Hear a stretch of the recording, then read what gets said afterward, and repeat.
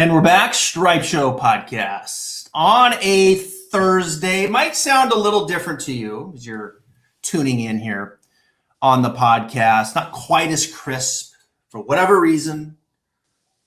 It turned everything on same way. The guest logs in and it didn't want to work today. So we're going this way. You can still hear us. You can still see us. And you're not going to want to miss this one because joining me today, number 2 ranked teacher. How about that? In the new Golf Digest Top 50. He joins me from Como's living room. Chris Como, how you doing, buddy?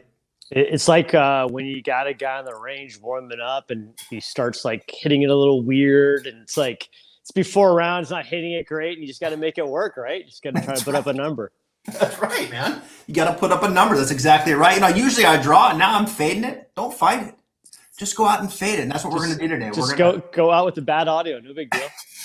You know how it works. You're in TV now. You're doing Golf Channel. I mean, you've been down this path. I remember those days, literally sitting there on morning drive in the morning, and like there were certain things happening, and you're getting ready to go on live television, and the light's going to come on at 7 a.m. and I can see what's happening at 6:57 and the changes that are being made, and like, oh my God, are we going to make it? Like stress level through the roof, and they get, and we're live, and like and it's like, off you go. You just make it work. So yeah, you know how it is, man. You got your show going on. It's not that stressful, right? How like bad TV is it really that big of a deal? Nah, it really isn't. In hindsight, bad round of golf. Like, come on, like really, are you really that worried about it? That's exactly right. It's not that big of a. At the time, it felt like everything. It felt like the world stopped. It felt like I had no blood in my face. It felt like there was no oxygen going through my lungs. But you're doing TV. You got Golf Channel, Swing Expedition Season 4 kicks off here soon, doesn't it? Yeah. We're filming some episodes next week. Awesome group of guys. I won't say because you guys will see who it is. But yeah, we're doing Season 4. I love doing this. I love the process of traveling around. Just connecting with all the great coaches that are out there. Not all of them, but like as many as we can do in a season. Connecting with these awesome coaches. Learning a little bit of their stuff, getting to kind of like bounce ideas off of them. In general, for me, I get excited about promoting golf instruction just at large. I just think it's a cool time to be in the game of golf. It's a cool time to try to get better at the game. So anything that's in that direction of saying, hey, all these people out there who are playing golf, like go out and get a lesson. If I can help with that sort of encouragement, I get excited about that. Yeah, it is a good time right now. Golf's in a good spot. We've got all these young American players starting to kind of take a hold. The Ryder Cup, I think, was a big moment for them as they push forward. One of your players that you've been coaching, Bryson DeChambeau, we'll get to him later on and some of the things that are happening there. But another guy that is coming back that you know a thing or two about, Tiger Woods, down at Hero. It's great to see a smile on his face. And he's out there hitting shots. Now, here's my take, Chris. You know him better than I do, obviously. You've worked with him. The last comeback, you helped him kind of put some pieces back in place, which you did a great job of that. Off he went. We know what's happened there now with this car crash in his leg. Now he comes back again. He's out there hitting balls. Tiger, to me, he's setting that expectation pretty low. He's like, man, I got a long ways to go. You know, he's in great spirit. I got a lot, to get back to play with these guys. Yeah, we'll see. It's out there, but I've got a long ways to go. And then literally 3 hours later, he's out there ripping fairway woods off the deck. I'm like, wait a minute. He's punking us, isn't he? He's setting the bar low, and he's going to come back and over-deliver, isn't he? I don't know. I don't know what his internal thinking is. I mean, look, at the end of the day, he's always over-delivered. That's just kind of what he does, right? Like he would. I mean, like I was having a conversation the other day. I was in Vegas for that Bryson versus Brooks thing. And, you're in Vegas. People talk about gambling, all that. And like just the idea that Tiger, they had him as a favorite against the field at one point in his career. That's just like astonishing. But yeah, I mean, he somehow sort of shocks us all, which is weird that you can do that over and over and over again. And this, like the situation he's in right now, obviously, from all accounts, it was just a really, really tough injury. So we'll see. I don't know. I get excited to watch him hit balls. I get excited just at the fact that we might see him play competitive golf, even just a little bit. And if I think he's just being honest. Like, I think he just does. I just think he doesn't know. I think he really doesn't know. Yeah, I think there's some uncertainty there, I'm sure. But it was, he's had 2 swings now that we've seen on the video or out there in social media. And I'm sure he's pretty much captured the entire player impact program just from those videos. And so I'm going to put you on the spot. Did he? It's like the ultimate GOAT move. Just like, that whole thing that you guys are doing on social media in one little post. I'm gonna he's like, watch this. Send. I'm gonna lap the field. It's like US Open at Pebble Beach all over again, except on social media. Right. So I got to ask you, is he like, you got a text from him? Like, Chris, how's this look? I mean, everything's kind of in place. I mean, it looked pretty darn good. Has he sent you any video or? I'm like, he looks great. I'm and we're all absolutely rooting for him. But yeah. So you're number 2 on the list. But no. He has not sent me anything. Okay. So, yeah. So you're number 2 on the list now, which is great. Congratulations, and so deserving. Butch, of course, is number 1. Has been worked with Tiger. Have you ever met Butch? Oh yeah, Butch is like one of my favorite guys in the business. I've actually gone out to Vegas and watched him teach a little bit. Okay. I did that a year ago or so. Yeah, Butch is amazing. He's the perennial number 1 ranked coach in golf. He's got the best record with tour players that I think has ever existed. So Butch is the man. Yeah.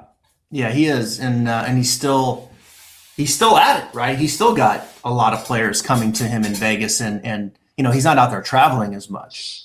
Yeah, I mean, I think when you're as good at what you do as he is, and he's still like just got so much energy in him, like why would you ever stop? I mean, he does it the way he wants to do it, where it's like, hey, you're going to come to me. Yeah. But I mean, like I don't know why he would ever stop, right? Unless he just can't do it anymore. Right.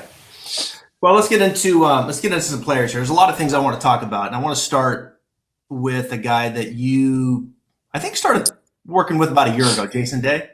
About a year ago now, or not that long, probably, but yeah. Oh, maybe. Pretty close. Not quite that long. Not quite that long. Yeah, Jason, 12-time winner, of course, on the tour. His last win back in 2018. We've seen peak Jason. We know that his potential and his ceiling is. He can be one of those top 10 players, right, on the PGA Tour. The bad back has certainly kind of slowed him down a little bit, right? He's always had the bad back. I've seen some of the videos you've posted, and I think I DM'd you after one of them, and I was like, hey, wait a minute. That right leg looks different to me. That right knee in the backswing is not the same that it used to be. That right knee is kind of straightening up a little bit, right leg kind of standing up a little bit more in the backswing. Fair to say, Jason's taken on a little change of knee flex here under your guidance. Sure. Not something we've ever talked about. So, yeah, absolutely. So this is where I would even argue that a lot of the knee flex stuff, like, the actively straighten the right leg and stuff like that. It's like, look, I mean, so many great players over time have actually talked about the feeling of keeping flex in their right knee and their trail leg. But then you look at them on video and you look at them in pictures, and it's clearly the flex is changing, right? So they're not lying about their feel. No. And the video's not lying. So how do you sort of reconcile those two worlds? So yes, do I want him to see him change some of that knee flex? I mean, at the end of the day, what I want is some more motion. I'd like to see more motion in his pelvis, so less of the motion's coming from his lower back. Does some change in the knee flex help that? Absolutely can.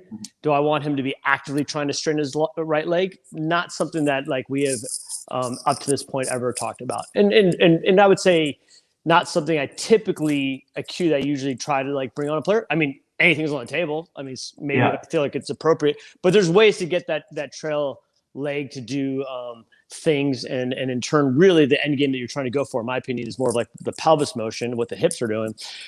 There's ways to do that, I think, without necessarily directly saying, hey, do it in the leg. And in fact, I would argue that from a muscular perspective, I think oftentimes it's better to get the knee to change its flex, not by actually trying to change the knee flex.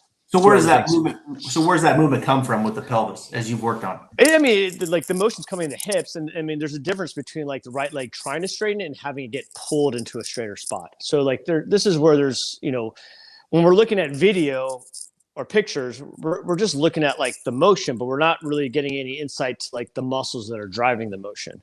And then when you have a player talk about like, I feel this, or I'm resisting this, or whatever it is, I think that is a little bit of a potential insight to what the muscles are doing, because they're describing their feel. They're not describing what the video is showing them. They're describing their experience of it inside their body. So to me, again, it's trying to reconcile those two worlds. So for Jason, that pelvis is the right side of the pelvis is getting a little taller, a little higher than the left side, in the way that he's turning the right hip, right side of the pelvis getting higher versus the pelvis staying more level per se as he turns the upper. Yeah, I mean, the overall orientation of it is got more pitch to it. But then, he's got like a great trainer in Kevin Duffy. He's got another guy who works with Ton and Scottsdale. And I don't want to get too into like all the details, because it's like, I don't know, it's his body and all that. But like, there's an element of him. He's not actively trying to get that right hip higher again, per se. That's happening more from like the overall orientation that things are set on, and then just kind of working around his body in a way that hopefully is going to be healthy for him, right? His back's been feeling great lately. So, but backs are tricky, man. I mean, there's no sort of like this perfectly clear defined path that you go down if you have a bad back. There's this, understand sort of the injury as best as you can, or where things get irritated as best as you can.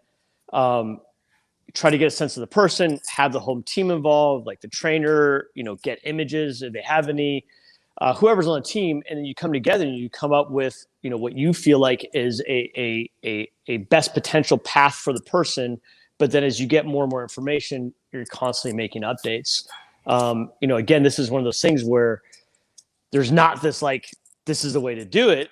It's trying to gather as much information as possible. And then as a team, we're all kind of like, we're going with it. As we get more information, we're hopefully refining our approach. So and there's a little bit of pacing to it. Like, you mentioned we've been working for, almost a year, but like the front end of it was much more like an information gathering sort of process, because it's like it's such a tricky situation. Anytime someone's got an injury that's chronic, that's happening over and over again, as well as played at the highest level, doing something. So it's like, I mean, the work he did with Colin, and this is where people want to blame like his old swing. Where it's like, it's not that clear, right? His body is somewhat susceptible to this. So, and the work he did with Colin, he got to number one in the world. So it's like, I mean, they got to the pinnacle of golf. Mm-hmm. So for me, it's paying so much respect to the work they've done, what they did to get to the level of performance that he got to. And then where he's at right now, saying, okay, going forward, he's saying, I want to add, an extra 15 years to my career. How do we think through this in a way to hopefully give it the best shot? So, I mean, it's the first part was very much like trying to get as much information, and like lately we've been kind of being a little bit more really getting into it. So let's talk about the pelvis and the knees for a second, just in general. George and I, again, because we were talking a couple weeks ago on the podcast, and we kind of got into this conversation of, when I was young, and we're close to the same age. He's a couple of years older than me, but it was, you turn your upper, and the lower was kind of more quote unquote resist, right? Like your hips can turn some 45 or 40 degrees, but the upper is the primary aspect that's turning. And, I don't think, Chris, I don't think I really moved my pelvis and lengthened my right leg a little bit, probably until I was 5-6 years into teaching. So I go back to my whole career of playing, and, like my pelvis and my hips would sit very level. I would turn the upper, and, my hips were very level. When you look at kind of how that was taught then, right? Because I think it's fair to say that was a pretty strong narrative for many, many years, right? Turn the upper, not the lower resist, right knee kind of maintains its flexion. And now I think, we've transitioned nicely back to the way that a lot of the old classical swings were. right? There was kind of this more rotational freedom, and you would see the hips turn more with the shoulders, and swings looked just freer, right? The resistance aspect was less of a narrative. So as you go down this path with players, and you have someone who has a lower body that really hasn't turned and has been very stable, and they're turning the upper against it, and then you get in there and you start moving that pelvis differently, and you start changing some knee flex and what that means to the spine and the length of the swing. Where does that talk to my guests here, my listeners here, about what does that kind of open up for a player on the downswing, like a Jason, when he starts moving his pelvis and the pitch of that differently, and the lengthening of the right leg and the change of knee flex? Where does that start to take the player, and what opens up to them on the downswing versus maybe what wasn't open to them when they were, say, just very stagnant with the lower body? Yeah, I mean, okay, so there's sort of a lot in there. So I mean, one thing, I mean, I feel like 5 years ago, what was your handicap? My handicap? Yeah. 5 years ago. Whew. I mean, I'm probably about the same. I play close to a scratch. Okay, so that's kind of my point, right? So 99% of the people that, I don't know, I mean, even me, 99% of the people I teach aren't scratched, right? So they would all die to be able to have your restricted turn swing you had 5 years ago, because it'd be better than where they're at now. So sure. This is where I feel like we get these trends in instruction. And look, at the end of the day, there's been some really good players. Like this whole narrative that you speak of, right? It was around for a long time. There's still a lot of really good players that existed then that tried to resist their legs. So in the big picture thing is and they hit it pretty darn far. Yeah. And the big picture thing is how important is it? Right. So to me, I very much work from more of a release pattern perspective backwards. And then whether you want to have more resistance or not, you can pick, there's tons of players you can pick that have resisted lower bodies who've won majors. Yeah. More or less, right? No, I'm not saying it's bad. I'm just saying that to give some perspective on how that pattern would work coming down. I mean, every version of it. So it's I think that the sort of the current kind of trend is you make a big turn, you kind of don't have as much lateral motion or whatever, but it's you can have lateral motion with a big turn. You can have not a lateral motion. I mean, you can, to me, it's golf swings are these puzzles that you can sort of match up. And it's what is the person's goals? And again, I feel like if you're going to make big improvements in your game, it's more of understanding release patterns, how to sort of effectuate that change. And then you build the body motion around that. If they have an injury that you're trying to work around, then you make the body work around that. If they you think they need a little more distance, and you think that they're going to get more distance by making a bigger backswing, and you think the best way to make a bigger backswing is through more pelvis turn, then you do that. But in terms of what defines sort of different skill levels, I feel like that's found more in the nuance of release patterns. And then the body motion is just one of those things that you're always kind of tweaking and moving around to help facilitate that, as well as, given the considerations of them as a person, their injuries, all that sort of stuff will dictate some of where you're going to go with that direction. One of the things that gets so demonized these days is lateral motion. I mean, how many guys had amazing, George Knudson, Hogan, there's tons of guys who have plenty of lateral motion who are on the way down, unbelievable ball strikers. But now there's this whole theme of just stay really centered on the way down, stay on your right side. And it's yeah, sure, you can, but you also don't have to play unbelievable golf. Right. So I'm personally just a big advocate for, again, if there's a trend. And I would say the same thing if you were to throw me in the middle of when restricted turns was really popular. I'd be like, why do you have to restrict? These guys all make big turns.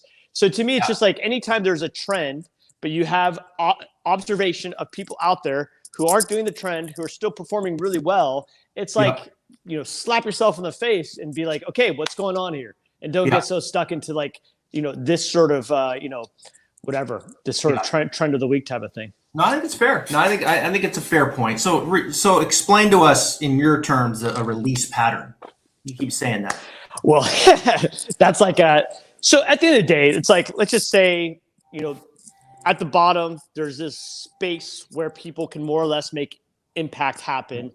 what is the club doing and what is their wrists and their forearms and all that doing to make the club move through space in a way that you could say somewhat predicts like the overall shot distribution. Is there's things like in their body that are maybe creating governors of such where certain shots or certain misses are almost taken out of play?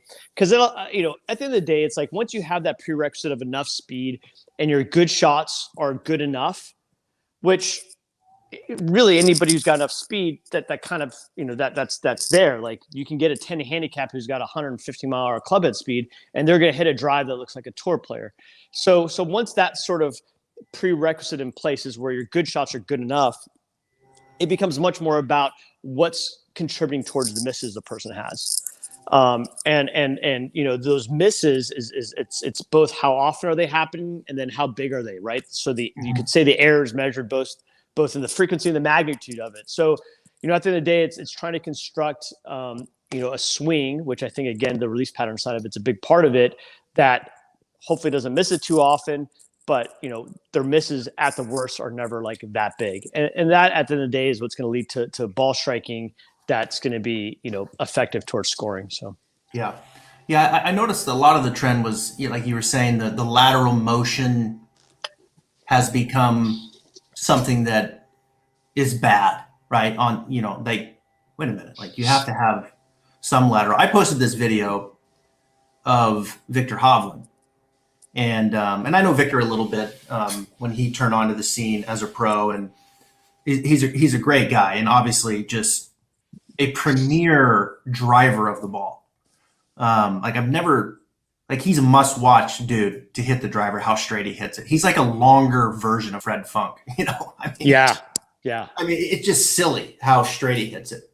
So I posted this video, right, of Victor, and just said, couldn't be happy for the guys. 5 wins now, 50 starts, da-da-da-da-da-da.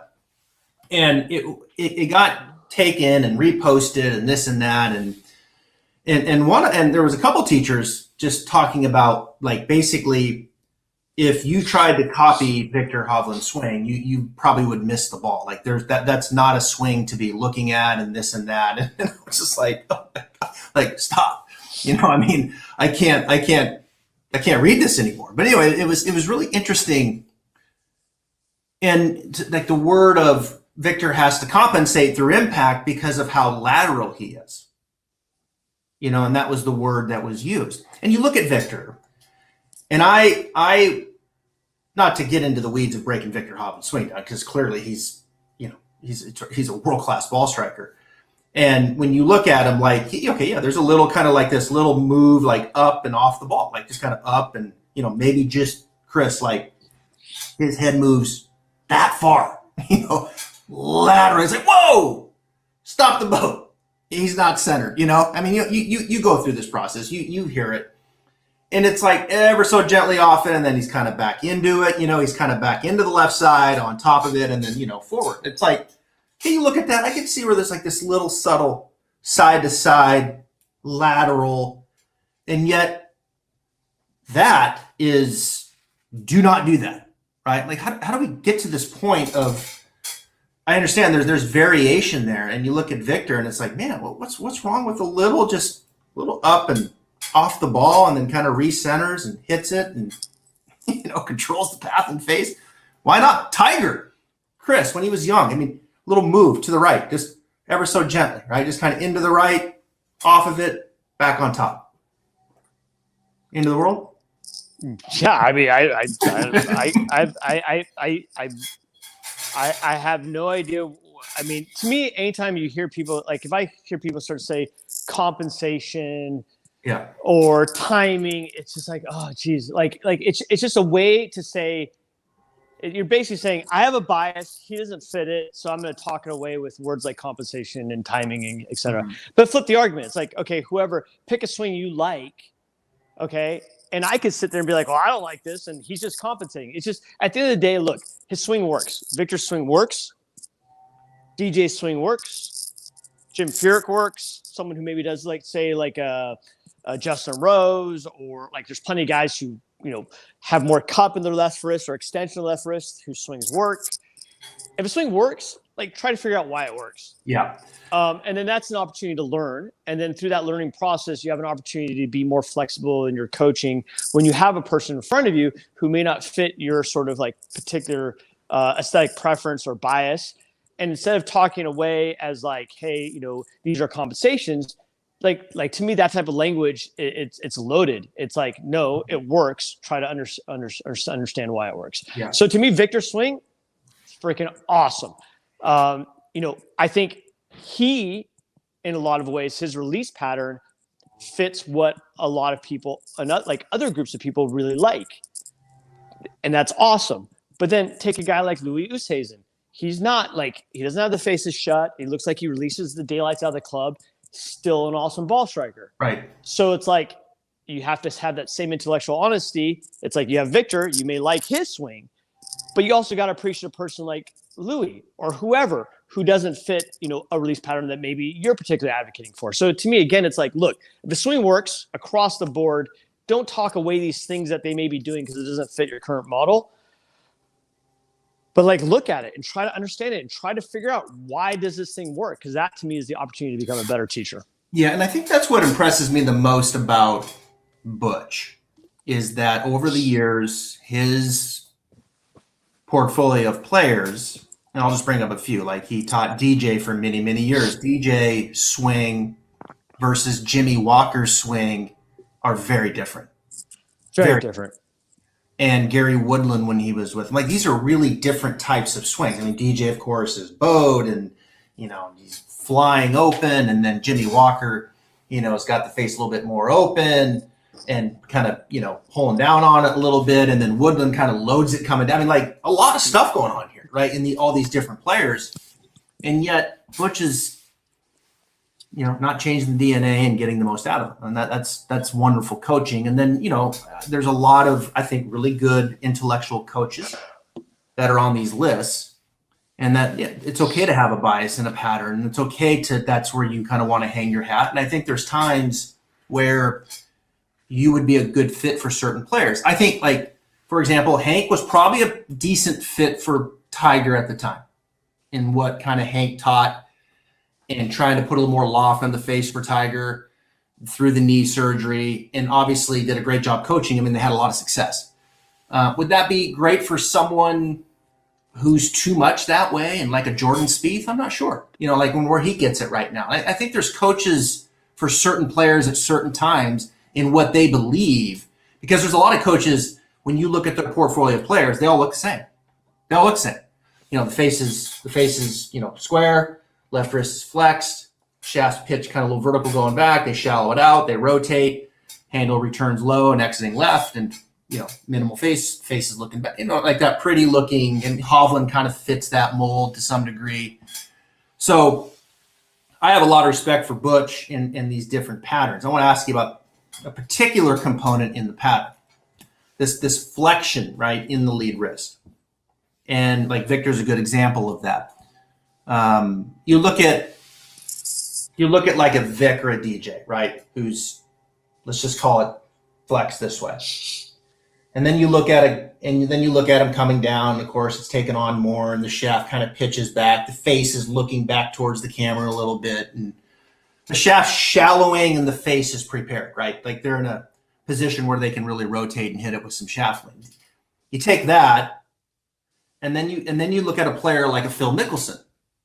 Right, you look at a player like a Jimmy Walker, who have more extension in the wrist, kind of carry that down longer, right? Like a Jason Day. Jason Day, as I'm kind of thinking in my head, has maybe a little bit more of that. The shaft's not as pitched back. The shaft's kind of in between the forearms, Chris, coming down, right?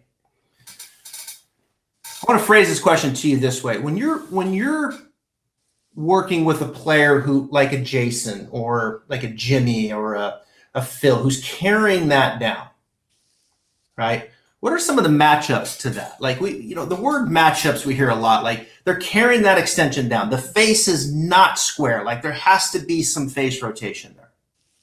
What are some things that are going to match up to that through the impact zone that might be different than, say, Victor and DJ, who are more flexed and the shaft is more pitched back and the face is more closed? Like, talk about the difference between those two, because they're very different, at least in my eyes and in my understanding, in talking about the difference in those two: shaft pitch, wrist angles, face angles. Yeah. I mean, in general, you typically don't see like guys rotate as much when they kind of have like more of the release pattern you're talking to. Like, they're not as open at impact oftentimes. Like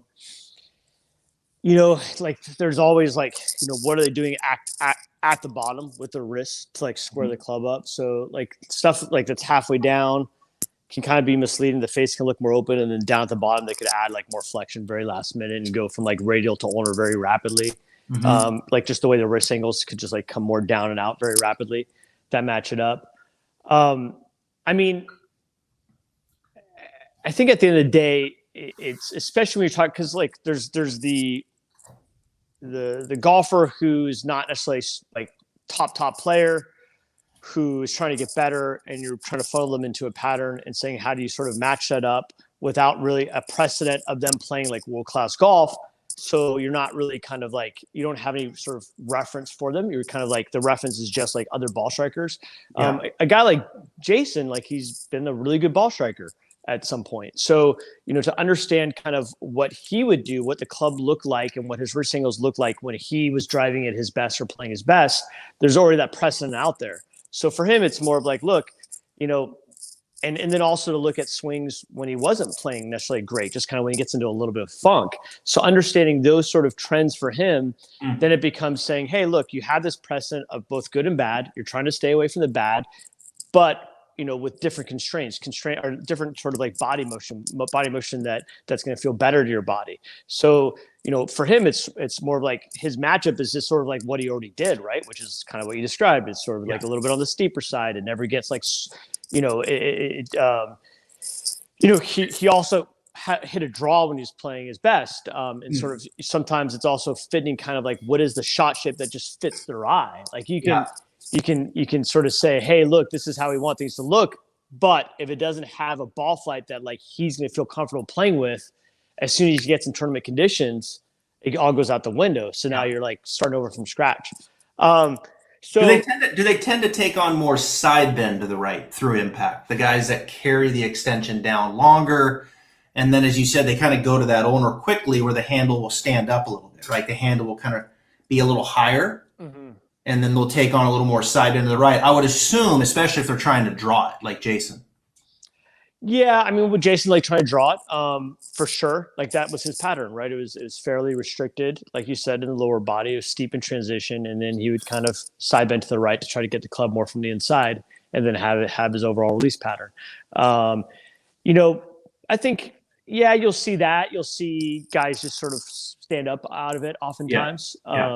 There's oftentimes a way for their body to kind of maybe not open up as much and in the sense slow down to help accommodate some of that club releasing a bunch.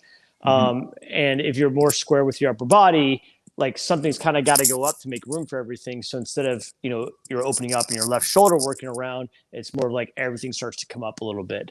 But, you can do things like you still have some motion in your left, the scapula, so you can add some shrug. There's ways to kind of maybe circumvent some of that air quotes early extension. But again, even early extension is something that's been so demonized. I mean, Payne Stewart, Jack Nicklaus, I mean, there's lots of guys who had air quotes early extension that were like world-class ball strikers. Yeah. So in and of itself is not something I think that should be kind of like avoided at all costs, which I think is a little bit of a trend right now. But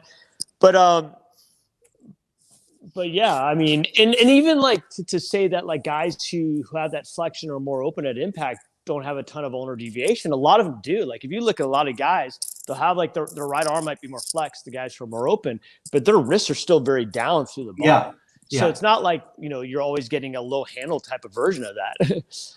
Now you may be getting a lower handle because your body's not standing up, but relative to what your wrists are doing and how that puts the relationship of the shaft to your lead arm and, what that does from like a scoring mechanism, it's not really a low handle version of that. So I mean, it's just. No, that's an interesting point. No, that's I would put Brooks in that category. Right? Like Brooks is, he's coming down and he's not flying open. Yeah. Brooks isn't flying open like, say, a Victor. Yeah. Or a DJ. Yeah. And I mean, I think I saw what is Brooks like 10 degrees open with his upper at impact. You know, I mean, it's minimal. Yeah. And he's probably taken that on a little higher and kind of down the line release a bit. Yeah. Where, you know, Victor's kind of bringing it and opening and throwing the Frisbee kind of around the corner, you know, back around over here. So, yeah, that's a good point. You know, it doesn't mean that when you go there and it's there that you're just going to rotate and the handle's going to be low. Chris, I'm not sure I've ever hit a shot and not early extend. And you're a scratch golfer, right? So it's like, you know, again, like any 7 handicap would love to hit it like you. Yet sometimes the pathway that people feel, you know, somewhat married to is to get that 7 handicapper to not early extend. And it's like, okay, well, if Travis is a scratch golfer and does early extend, is that really the path of least resistance for that person? It may be, but it also may not be. And that's just kind of the point that I'm more or less trying to make. Yeah, that's good stuff. All right. We gotta transition here for a second, okay? Because I gotta ask you about the man, Bryson DeChambeau, the most captivating golfer in the game today. And there's so many things. I talk about Bryson a lot on the podcast, and you know, I don't know how you cannot enjoy watching him play. I mean, like, if you love golf, there's no way you can't not love watching Bryson play golf, because he does things that no one can do, right? I mean, he's hitting a driver that is just crazy to watch. So just give us just a little insight on what you can here. It's the off season, right? What does he got? Like 3 weeks off, you know, or 2 weeks? I'm sure Bryson's playing some. So it's the off season. So just give us a little insight to, as his coach or one of his coaches, that you guys are going to kind of maybe go to work on. That's kind of a goal for Bryson heading into 2022 to even elevate the game even more, right? I would assume Bryson would like to get to the number 1 player in the world and win more major championships. So what's the goal from a game plan standpoint to get that to happen perhaps next year? You know, just pretty much like at any cost to try to hit more fairways this year. Okay. No, I'm kidding. That's a joke. I never know when you're joking. I was gonna call BS right away, but I was just gonna let you finish it out. So he is. I mean, look, the guy's always just trying to get better. It's insane. Like, he works as hard as anybody I've ever been around at the game, and just constantly trying to like rethink things and sort of elevate what he feels like is possible. He feels like he can still hit it farther. And look, he is trying to hit fairways. I mean, I say that jokingly and then joking about me joking in a weird way. Like we are definitely right now, we're working tomorrow, and we're definitely working on trying to tighten things up, but not at any cost possible. Like, at the end of the day, it's like, you know, just trying to optimize for hitting fairways is not the goal. The goal is to optimize for strokes gain, right? Strokes gain off the tee, really. Right. And that can be a little bit different depending on the conditions and the course and all that. But in general, he's just trying to freaking, like you said, become the number 1 player in the world. So you know, he spent a lot of this offseason just trying to keep getting more and more speed. But more than just like having his top speed be higher, but having his sort of like in competition speed be higher and be more consistent with it. Being able to you know, because he can get, like, if he's hitting balls for a little bit, he can get it really fast. I think they clocked him at like 219 ball speed at the World Long Drive Championship. So he's gone up to some like just crazy numbers. Yeah. But then, you know, in competition, it obviously drops down quite a bit. So it's more about getting that, you know, I'm just going to use this language of like functional speed higher, speed that really translates to PGA tournaments, get that speed higher. So that's been a big focus. You know, he played it here this week. Tomorrow, we're definitely going to be working on some stuff, try to get things a little bit tighter, because he's had such a stretch of focusing on just like hitting it farther, really. Yeah. You know, his short irons have got to get better. You know, as he's gone longer, the frequency of short irons he hits is just going up and up and up. So it's actually just saying, hey, look, from that perspective, you're having more opportunities. So now's the time to kind of really allocate energy and focus to that. What's the focus there, like on his, let's say, approach wedge game? Because statistically, that's obviously a opportunity for him, right? To improve his proximity with his approach wedge. Is it? Let me just throw this out at you. Is it? Does he neglect that part of his game with as much time as he puts on being a dominant driver of the ball and one of the best putters in the world? I see Bryson, at least video-wise, putting a lot. Is it a game area that's just being neglected and he just needs to spend more time on from an approach wedge sport? Or is it like, no, we need to actually clean up a little technique to control the launch angle and the distance and kind of dial that in a little bit more? What's going on there? Well, I mean, I wouldn't say neglect. I would say that in a very unbiased way, he examines his game and says, what's the best way for me to allocate time and energy to be as good as I can be at this given point? And he's felt that the distance side of it is the proper way to allocate time. And I think, you can debate it, but it would be hard to argue more or less the results he's had. I think as he gets closer and closer to, as he starts getting closer to that ceiling, I think intuitively, it starts to become, a little bit of like getting water from a turnip type of scenario. So, and he can sense that, and your focus starts to shift. So,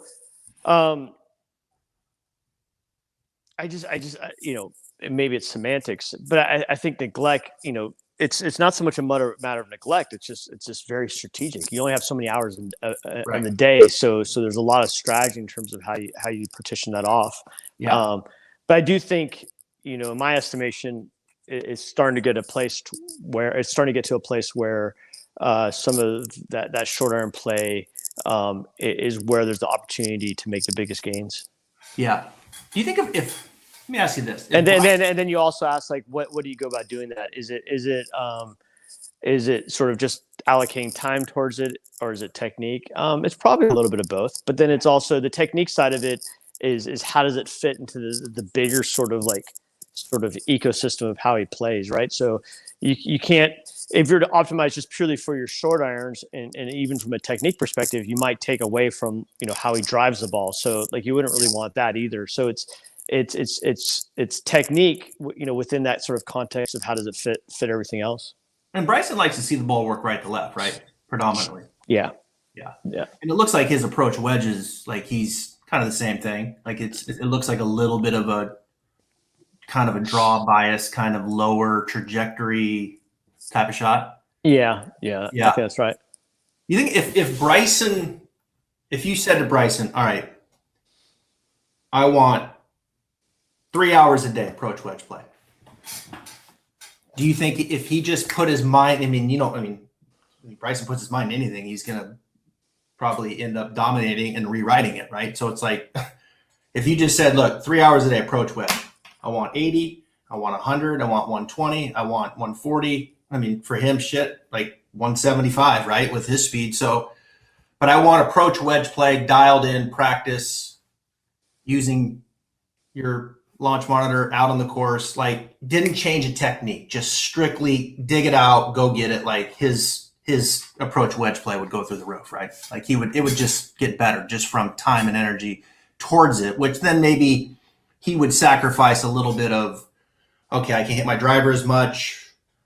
And I'm sure there's some maintenance there to maintain the speeds that he wants to maintain. But it's interesting to hear you say that he feels like he's getting to that optimum and now could perhaps change his focus to be more dynamic in the approach wedge play, which would make him damn near unbeatable. Like, let's face it, right? If he became Zach Johnson with a wedge, it'd be ridiculous at that point, hitting it 350 off the tee, and your proximity with the wedge is that close, and you're a great putter. This is sounding like Tiger all over again. It wasn't even fair. Tiger was the best iron player and was hitting it long and straight. It's like, this isn't even fair at this point. And he's the best putter. It's like, okay, I'm out. So, honestly, Chris, like, not to get too excited here, but like if he did become top, let's say approach wedge, I'll say, let's put him in the top 40. Like you're talking domination at that point, aren't you? Yeah, I mean, if nothing else changed, I mean, I think that's the big caveat, though. It's like, you start to move around your time allocation of things. Yeah. Typically, like the other parts of your game don't just sort of like stick perfectly. But yeah, I mean, if I mean, he's the best driver on tour, so yeah, like Top 20 in putting. yeah. So it's like if those things were to stay the same, and then you become the best iron player, yeah, you're the best player in the world. Like You just be like lapping people with the wedge. sure, but I mean, it's a big if too, right? Yeah. So it's like again, as soon as you start to move things around, yada yada, like in terms of that time allocation, like there's no guarantee that those things are going to stick where they're at. Sacrifice on the other side, yeah. I mean, look, at the end of the day, this is the one of the things I like. It's even for myself as a coach, it's so easy to be like, you should do this, you should do that. Like a guy like Bryson, he's got just like an incredible sense of the game and his game and how to like kind of allocate time and sort of the timing of things going into tournaments. It's something Tiger did remarkably well as well. It's like you could almost see this like internal clock start to kind of go off.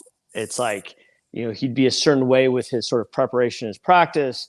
And at some point, before the Masters, let's say, it's like things start to switch. And then it had its own sort of grain, its own ramping up of sorts. And they just got this wild sense of it. And I think it would be pretty arrogant for me to be like, well, that's wrong. It's like, well, the guy's like one of the best players in the world and making, a very, very nice living doing what he's doing. I feel like I'm always very like intellectually honest and like, well, I should say this. I'm always I say what I'm thinking, right? I don't bite my tongue. I'll push back on ideas. I'll be like, I think this, I think that, even if it's different than what he's doing. But at the end of the day, I have a lot of respect for his intuition. Yeah. How often do you think about not just Bryson, or Jason, but just over the years, how often do you think ahead of time before you say something to a player? I mean, I'm always thinking about it, but I'm also, again, I'm not trying to like be overly sort of careful either. Yeah. It's like you want to be thoughtful, but like with these guys, like they want a very sort of honest like person in their corner who can give them a position from a thoughtful perspective. But I'm definitely not trying to be like over censoring of kind of things. Right. And I think that's one of the things as a coach, I tried to sort of like create this really safe space also sort of for both of us, where it's just like, look, we're going to figure this out together. And this is like, if you're air quotes success is 100%, then you're not taking on enough risk. Like there should be an element of like, this didn't work, because that element of these things that don't work are actually, I would say evidence towards an overall strategy that's taken on the right amount of risk to yield the results you want to have. So, this is where these things is like, look, I'm not going to say things. I'm going to say things that you're like, that was dumb. And you're going to do things that I'm going to be like, that was dumb. Yeah. That's actually part of a good strategy. If I never said things that were dumb because like I was always so like careful with what I said, I'm being too conservative. If you don't make mistakes and maybe pick bad lines here and there or whatever, as a golfer, you're being too conservative with your overall approach. So it's trying to find that space, both from the coaching side of it and the playing side of it, where, the right amount of air quotes failure is actually part of the overall strategy that we think is going to yield the results we're looking for. I think that's really good advice. Like not just in like golf, but in business. Like I think that's really good advice in that there has to be a certain level of risk. Like you can't be afraid to fail. And I think you can't be afraid to be told no. Right? Yeah. And I mean, for sure. I mean, and I would say, like, whatever the emotional, like, be afraid to fail, but just make sure if you're not failing, then you're probably not doing it exactly as well as you could. So there's going to be some failure involved. That's right. Yeah, sure. It's literally like if you're not failing, if you're not failing a certain percentage of the time, whatever that percentage is probably like unique to every situation. It can go through its own analysis, and it's not always like perfectly clear. But like if you're not failing, air quotes enough, which whatever that is again, then then your approach is not That's optimal. Right. Yeah, I love that. I love that. I think that's great advice for, there's a lot of teachers that listen to this, and it's not just the player. We're not talking, this doesn't just apply to a player. This talks to everybody in business, and, pushing yourself and not being afraid to fail. There's going to be failure. I've failed. You've failed. And since I've become, when I left Golf Channel back in 17 maybe, at 18, and started my own company, became an entrepreneur, like the more I've put things together and kind of pushed out and gotten aggressive, it feels like I look back, and when I tell teachers, like the more I've been told no, it feels like the more I have succeeded. And like other doors have opened up, and I've found my path in other ways, right? Because I've taken on a certain level of risk with my business to push through the things that I want to do and be successful at. So and then you kind of sit back and you think about the person who's just comfy in what they're doing, and that's fine too. I mean, there's happiness in all phases and all sizes. But it's kind of the same thing, and you do your thing, and it's kind of pretty straightforward, right? It's pretty vanilla, it's pretty straightforward, and there's not a lot of risk taking going on. So it's hard to really push yourself and see how far you can go without that some layer of risk. So I think it's really good advice, and I think it sums up Bryson in so many ways perfectly, doesn't it? Like Bryson takes on risk. I just think about, Chris, what he's done and what you guys have done, and the way that he transformed his swing and went after distance and came out on the other end as a great player. Like that's a lot of risk. I mean, there's not a handful of guys that would do that. You agree? There's not a handful of guys that would do that, what he did. Yeah, absolutely. And we tried to be very thoughtful with it, and we kind of we'd measure things along the way. I've used the analogy of leaving breadcrumbs in the forest in case things did get a little off. But here's the thing: this is a great example. So in that process of it, there was a lot of things that we tried to do that didn't work. That air quotes failed. There's a lot of windows where he kind of didn't hit it necessarily great, or didn't actually increase his club head speed. So if we were to take the whole bundle of things that he has done to gain like this speed or this uptick in his overall driving, within that, there was a lot of things that you could define as like not working, as failures. But the overall outcome, the overall sort of like expected value, if you will, of this sort of experiment, of this process, I almost hate using the word experiment, but of this process, has been a net positive.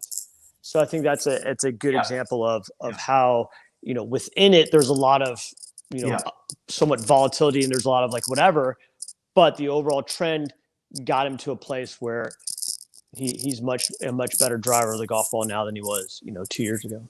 All right. Last question. Two things. One is, tell Bryson he's got to come on. He knows who I am. He follows me. I think he likes me. I'm not sure. Anyway. Second is, would it make sense just to put one wedge that's shorter in his bag? I'm not touching that one. I don't know. I don't know what makes sense. I mean, look, he's got his set configuration, and it's like, Mike Shy said this one time, and I thought this made sense. He's like, he can just choke up on it. Yeah. You can just choke up on it. That's true. It's a 6-hour length, though. You can choke up on it. Okay. So I'm going with, at the end of the day, it's like, look, he's got it. He's got his thing. We should be able to get this better with things the way they are. So. Well, I can assure you, with the clubs, when he tees it up in Tournament of Champions, which I assume we'll play in, we'll be watching, and I can't wait to watch him hit some drives on that golf course. Oh yeah, that'll be fun. I mean, my goodness.